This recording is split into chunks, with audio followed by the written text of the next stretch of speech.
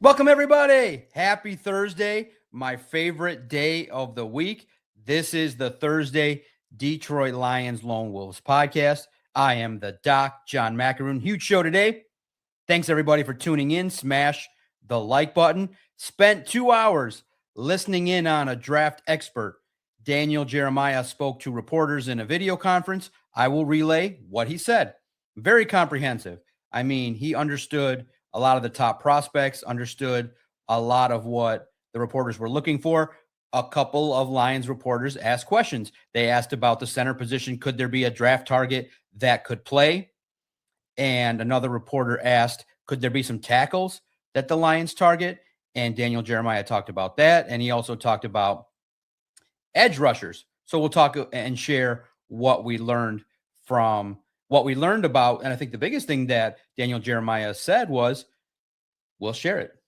We'll share the exact thing that was really interesting nugget about the Detroit Lions and their current free agency plans and where they may be targeting a position. So we'll talk about that in the second half of the podcast. But to start, let's start with some news that was made yesterday. Yesterday, I had an interview with Jake Riepma, so we didn't get to the news of the day. What is your thought about Rod Wood retiring?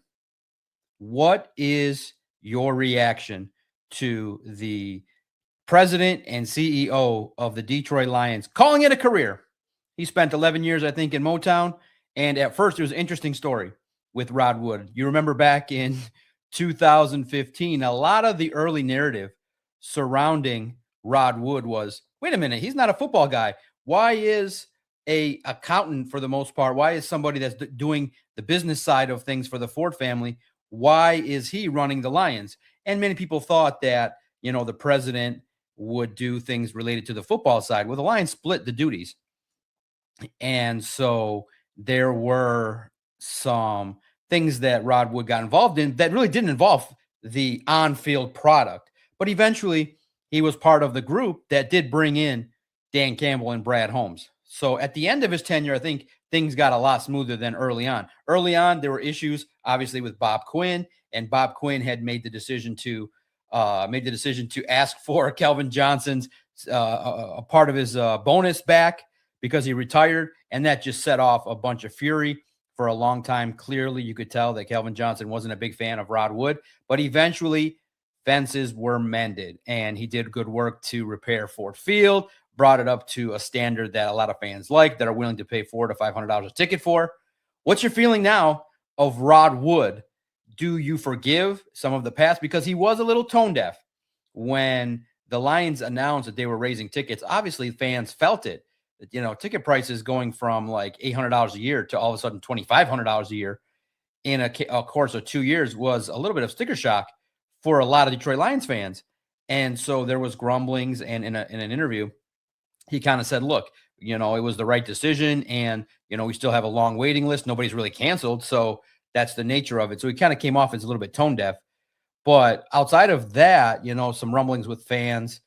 There was great work that he did in the community to bring events to Detroit, to make the Lions a marquee destination. Obviously, the draft was a major success for the city and a big success for the Detroit Lions, and Rod Wood was part of it. He will stay on for the duration of the search, a global search. And I joked on Crunch Time, if you caught the great intro to my interview, I said maybe the doc should throw his hand to the throw his hat in the ring to become the Tigers, to become the Lions' next team president and CEO.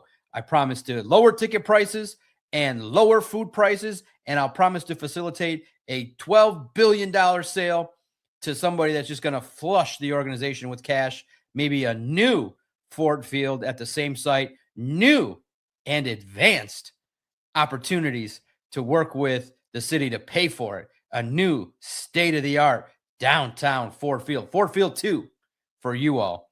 We'll see. Would you vote for the DOC to be the next Lions president?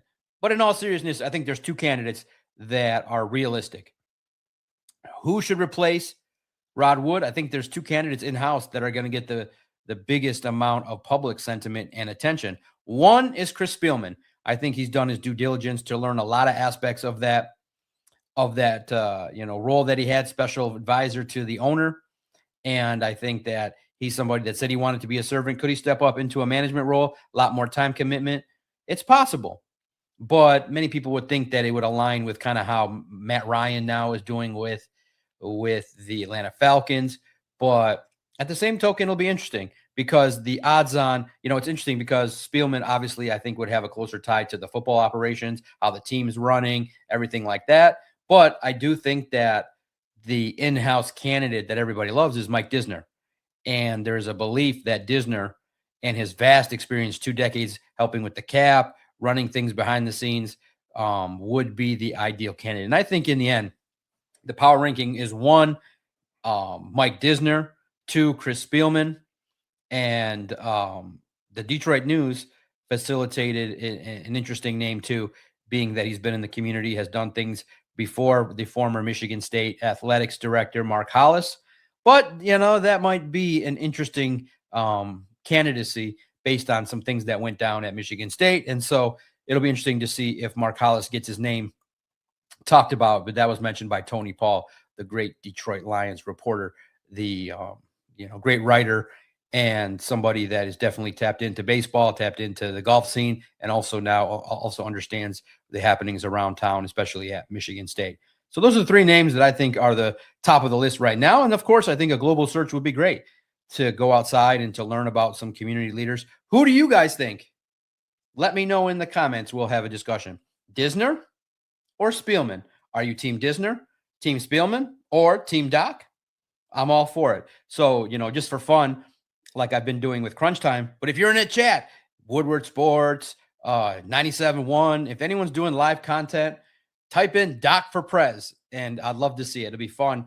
Our little bit here from the community, Doc for Prez. Would that be something?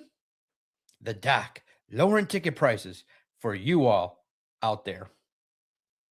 How's everyone doing? Smash the like button. Again, do you think, Rod Wood's tenure will, I think with time, it may go down as a more positive tenure than I think right now that I'm probably going to see in the chat is that obviously, Calvin Johnson every year would host a camp and he would tell reporters, I'm not happy with the Lions in so many words until eventually, at first they wanted him to work for his money.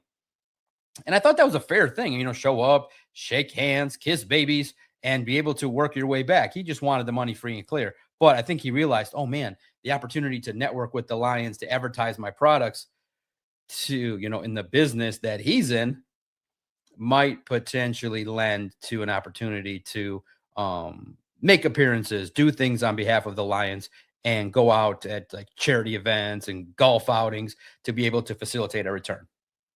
So I do think that President Rod Wood over time will, be viewed in a little bit more of a favorable light than in the current sense. But you tell me, are you still frustrated with those season ticket prices? Are you still frustrated by the fact that, Rod Wood initially had strife with Calvin Johnson?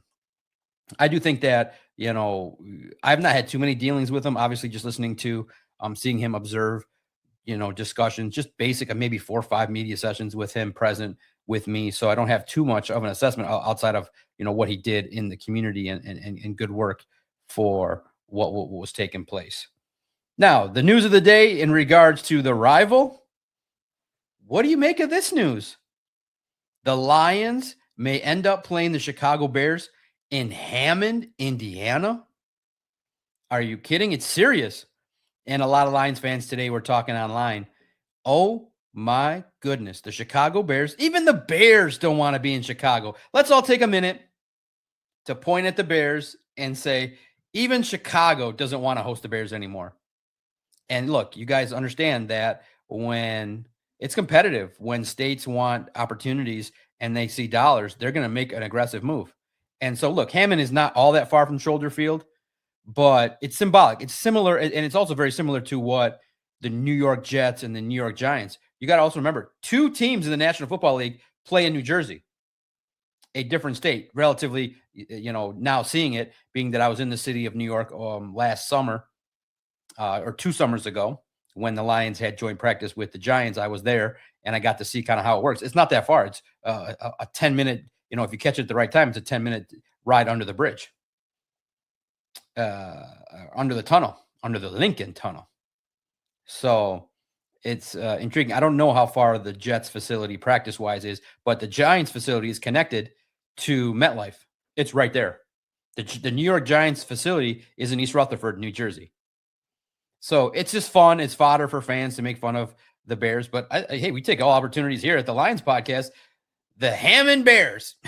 The Hammond Bears. And many people in Detroit were talking it would be similar if the Lions moved to some people made the incorrect analogy that, the Lions played in Pontiac, but that was still in Michigan. This would be similar if the Lions moved to Toledo. It would be, or some people say, well, based on the location, it could be the same as the Lions playing in Windsor. But luckily, the Lions downtown now has been made nice. With Comerica there, the bars downtown that's right there. Woodward is so much nicer, facilitated by LCA, Hockey Town Cafe, the bars downtown. Woodward downtown past Comerica has been rejuvenated and is nice to walk down. Because why? They have me at a parking lot to go to Lions games as a media member on Jefferson. And you can almost walk it, 10-minute walk. So downtown is safe. Now, of course, late at night at 1 o'clock in the morning, you take the shuttle. Or for me, you take advantage of opportunities if you can park closer. But what's your reaction that in a handful of years, obviously it'll take time. It's not going to be in the immediate future, but the state of Indiana made moves to facilitate. And so what happened is a bill passed that would facilitate this to potentially take place in Indiana, in Hammond, Indiana, that, the infrastructure there would be for the city to build, construct, finance a stadium in Hammond. And I think would lease it to the Chicago Bears. What's your reaction? Hammond, Indiana. What was your guys' great memories? Did you guys have any of you guys in the chat ever gone to Chicago at Soldier Field? Have you ever gone and froze in that stadium in some of these December games? The Lions have had decent memories the last couple years at Soldier Field. This last year, having the opportunity to end the season with a record, Soldier Field. And I know it was a meaningless game, but I just find it intriguing. What if? And I think, and also too, it lends to the discussion. Now, for me, it's just the same routine. I haven't sat in the stands in a decade, I believe. I have been afforded the opportunity as a media member to have the same pattern. I walk in the stadium around the same time. I know my way through. I do videos in a certain area, but I have not sat in the seats in a long time. You guys actually have a better vantage point of the action than I do. I'm high up on the 7th floor. What is your reaction to Ford Field? What do you think about it? In terms of when you go down there and sit, do you have a good time? I know the beer prices are high. Going to a Metallica concert there and wrestling events. Ooh, WrestleMania 23 was a great memory at Ford Field for me. I was there. But at Ford Field, for me, it was reasonable because ticket prices for the season tickets were $40 a pop for 10 games. It was $400 a year in 2022. In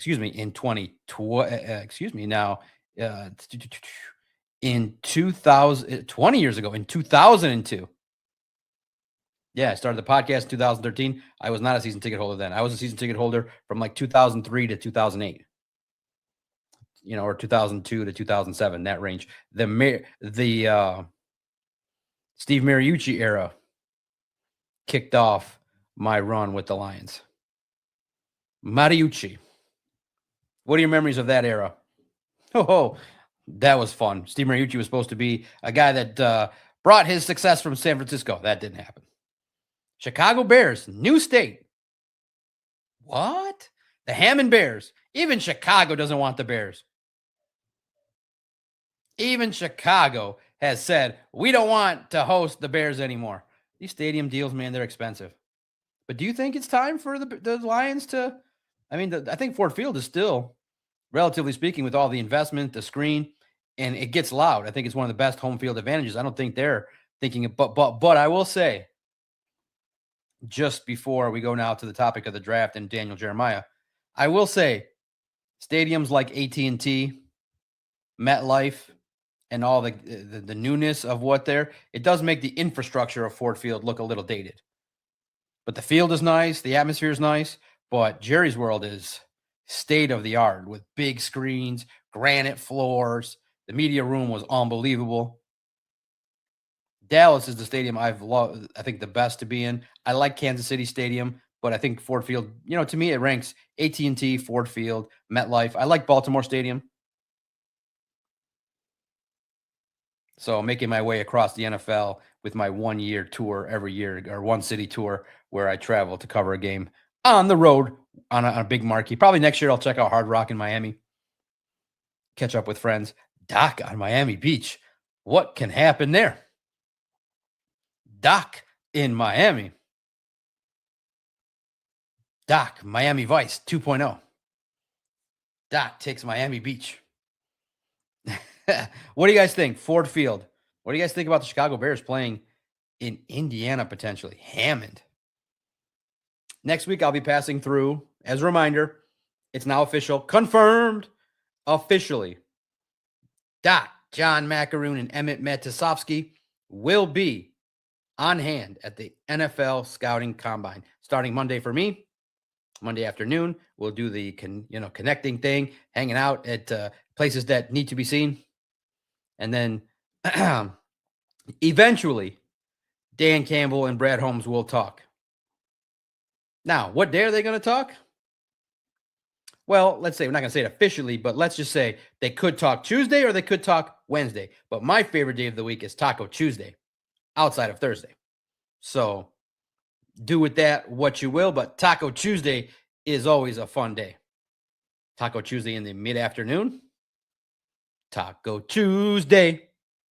And so we'll have all your coverage, Detroit Lions on SI. Your place to go among your favorite sites for videos, analysis, podcasts, insider information, news that's happening.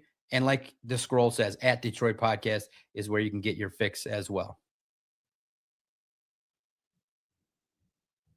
So today, I was able to sit in for 2 hours with Daniel Jeremiah and like 200 reporters listening in on a video conference. And he was talking about, draft prospects, things that he likes, things that were interesting to him. And so, he brought up, and it was reasonable, that it sounds like, according to Daniel Jeremiah, the Detroit Lions have done extensive work in terms of researching free agent tackles. And that makes sense. It's not out of the realm of something that's tough to believe. It's very much believable. Why? Because if you're going to replace, you have Giovanni Manu, he's a question mark. He's not ready yet to take the job. So you have this tackle who's developing. You don't want to put pressure on this kid, in his first year in a Super Bowl era. You got to take that position seriously. So we'll start looking at free agent tackles as well. But, the option's still there potentially to draft a center or move Tate Ratledge. And you say, okay, now that's an interesting thought. If you're going to make a splash, would you make a splash at left tackle, where that's the blind side of Jared Goff, a higher priced tackle, somebody that's a vet, or a center?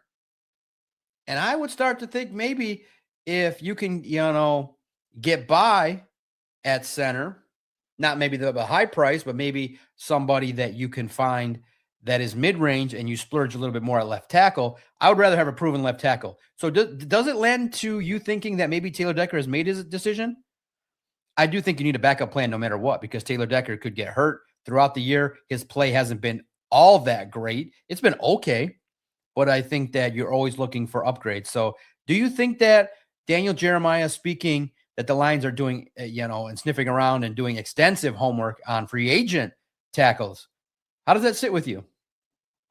I think it sits that, maybe Taylor Decker is getting closer to a decision, but I think that you have to do your due diligence. That's a very much a spot where it's Jared Goff's blind side. You don't want to give that to a first-year player. By all accounts, Giovanni Manu, in terms of his experience level, is a first-year player. Yes, I know he's been playing for 3 years, but for that position, I might invest more at left tackle. But that's what he said. Due diligence. Lots of homework. I hope he's doing lots of homework too at defensive end. Right? His quote exactly sounds like they've been doing a lot of homework on free agent tackles. So, I mean, that shows you that there. We'll see what happens with Decker, but it feels like there could be definitely be a need right there at left tackle. And so he identified 2 tackles that he likes. He loves Monroe Freeling and he likes Blake Miller. Those are the 2 tackles. He gave a story. Go check it out. Detroit Lions on SI. I wrote it. The headline is obviously report. Detroit Lions have been doing extra homework on free agent tackles. And so the first question that was asked by the Free Press. It was about centers. The question was in general, what do you think about the center position? What are they going to do? And rightfully so, Daniel Jeremiah said, he's like, I love my job. He's like, but if I could take another job in this world, he's like, right now I want to be the agent for Tyler Linderbaum. He's like, the whole NFL wants this player. He's like, credit to Tyler and his family and to all his reps, but he's going to be somebody that's going to be coveted. But he said that there's a couple and a handful of centers that he thinks could make some impact early. And so who are they? You can also read it extensively at Detroit Lions on SI. The headline is 3 centers Daniel Jeremiah believes could play quickly for the Lions. Today we got the reports up quickly.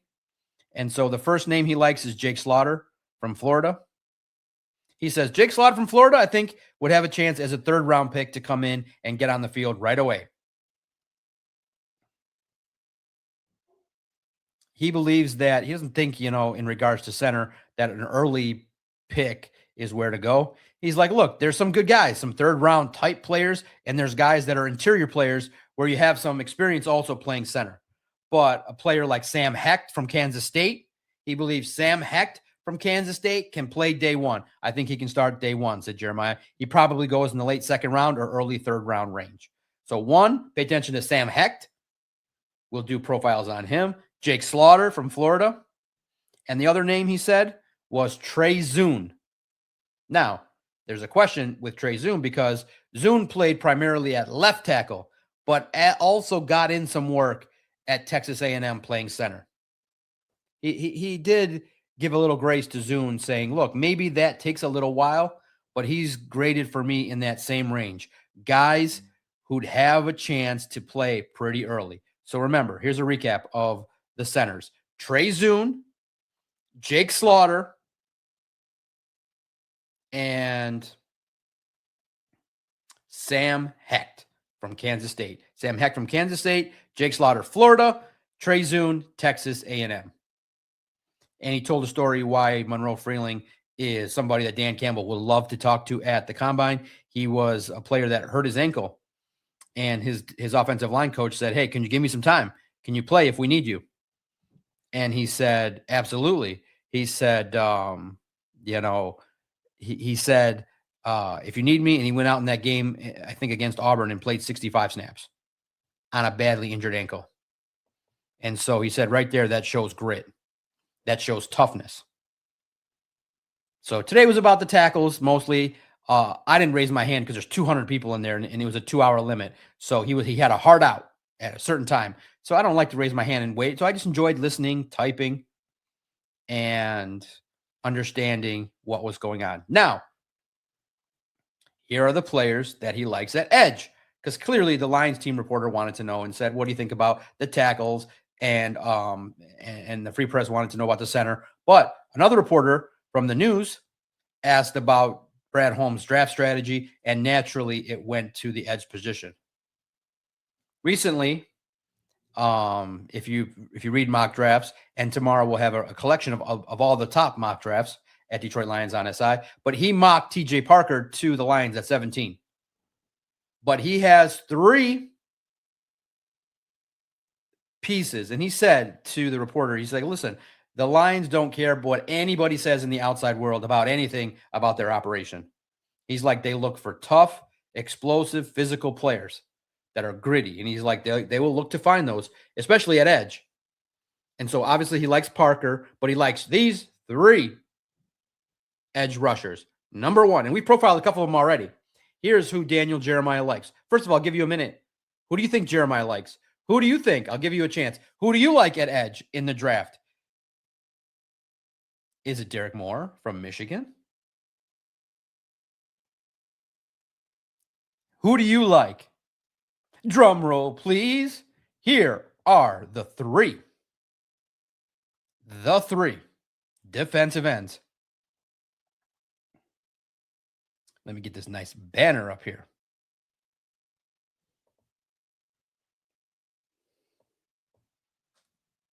Lots of tackle talk, center. Defensive ends. Daniel Jeremiah likes. Who do you like?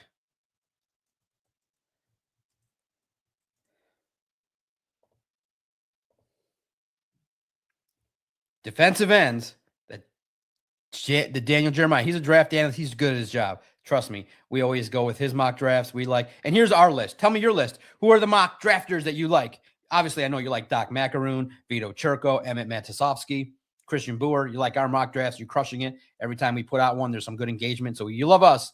You also love Daniel Jeremiah. You guys love Mel Kiper, just most notably to talk about how bad they are. You like Field Yates. You like The Athletic, Dane Brugler, and he does The Beast, which will hopefully come out soon. The Beast. Every year it's a festival to sit and read all the background that he does and the way it's presented. It makes The Athletic a worthwhile investment to pay attention to just for that alone. What a resource. And now, attention as well. Pretty soon, I should have did this sooner. The On Sports Illustrated has hired a new draft analyst, and he's a good one. Friend of the podcast, friend of Detroit Lions on SI, and now a colleague as well. You can visit si.com/NFL/draft/on SI, and Justin Mello. You've read his mock drafts. He is now a part of On Sports Illustrated. He is the lead draft guy for On Sports Illustrated. He'll have articles every day. You'll see his stuff featured with us. We'll obviously have talks with him. Justin Mello, welcome to the family. Of course, the doc was aware a little bit of the news, but you see as well that we got a new draft analyst, and he's great. Justin Mello. You'll see his mock drafts, and also, too, he's got opportunities to interview a lot of these college athletes. A lot of these prospects sit with Justin Mello and do great interviews. But here we go. We've teased it enough. I've read your lists. Who do you like as defensive end? According to Daniel Jeremiah, Cassius Howell, 1, Akeem Mesidor, and R. Mason Thomas from Oklahoma. So the 4 to pay attention to right now, as we sit on this beautiful Thursday: TJ Parker, Clemson; Cassius Howell, Texas A&M; Akeem Mesidor from Miami; and R. Mason Thomas from Oklahoma.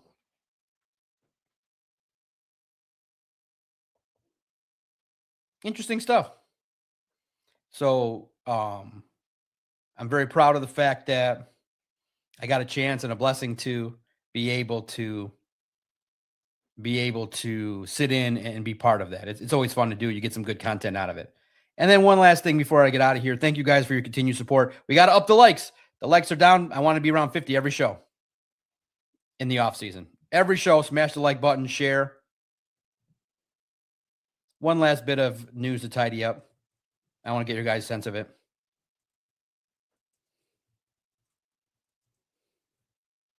The Detroit Lions have signed an extension with 97.1 The Ticket to remain the flagship home. And everybody knows I'm a big fan of The Ticket. I'm a big fan. I listen to them. A lot of great content, a lot of great water cooler debate. I am not a person that goes, oh my God, the takes are too hot. It's interesting. You agree with some of it, you don't like some of it. But remember, these guys are on for 4 hours a day each show: 6 to 10, 10 to 2, 2 to 6, and then the nighttime program. I'm a big fan of Jeff Rieger, big fan of Rico Beard, big fan of Mark Ryan, big fan of the Midday Show, big fan of Jim Costa. What's not to like? You have some things you like, some things you don't like, but they will remain the spot that will have the pre and post game. Great pregame show hopefully continues with Jim Costa and Rico Beard. Hopefully, I tried to ask Mark, Mark Ryan, are you still on the task for the Lions? No answer. Mark, pick up the phone. Call your boy. But I think they do great work. And there's a lot of interesting stuff. Now, other people have different opinions. They say, well, their takes are too hot, that they just do things for clicks and all that kind of stuff.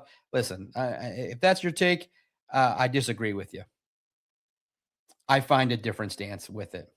I'm a fan. I listen for a lot of it. I also listen to a lot of other type shows. I listen to podcasts. I love YouTube clips. Clearly, I'm a fan of digital content. Love Crunch Time Sports.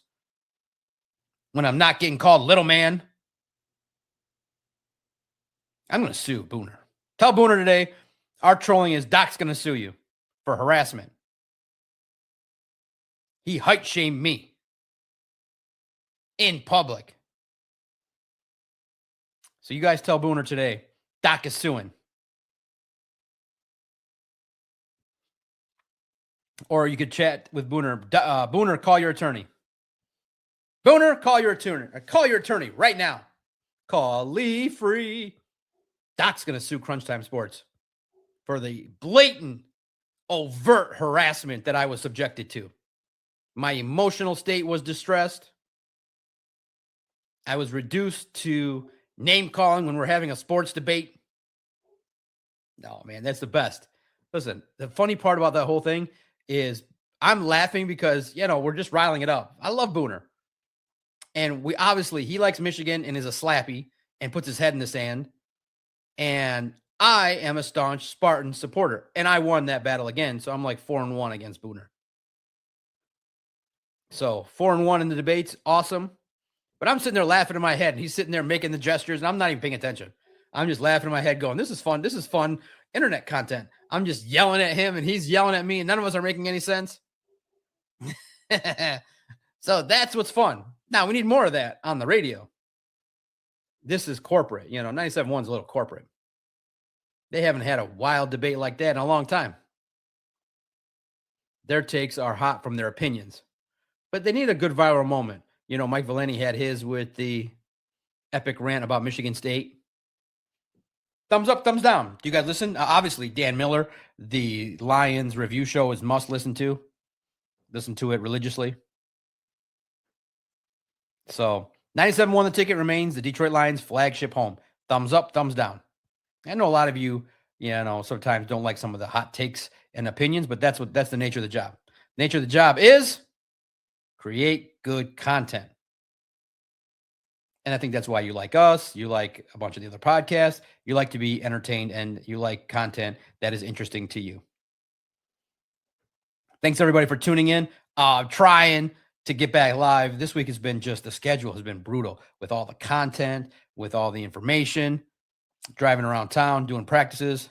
It's been busy, but thank you guys for listening in. It's always fun to check in with all of you.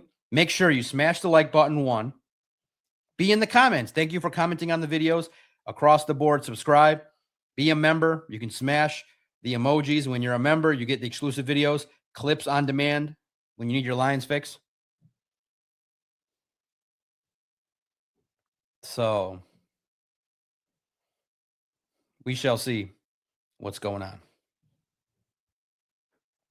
I'm the Doc, John Macaroon. You can find me at Detroit Podcast. You can find all the work, si.com/NFL/Lions/on-SI. And you can find everything at the hub at Detroit Podcast on X. I'm the Doc, John Macaroon. I represent Detroit Sports Podcast, which was founded by myself and Adam Strozinski back in 2013. And we are blessed to be able to do this thanks to On Sports Illustrated, one of the great sports partners. Thanks, everybody. Tomorrow, draft talk, hopefully with Emmett. We'll probably pick a different position, probably the cornerback, safety spot, or defensive line. It'll be something on defense, I believe. Linebacker. But we'll have a nice draft conversation hopefully tomorrow. And again, any topic you want us to hit, let us know. We're trying to pick up all the hot topics, all the news. And if you want me to weigh in on something, let me know. And it'll make its way to this great, great podcast. Thanks, everybody, for listening to the Detroit Lions Lone Wolves podcast. I look forward to checking in with everybody on Friday.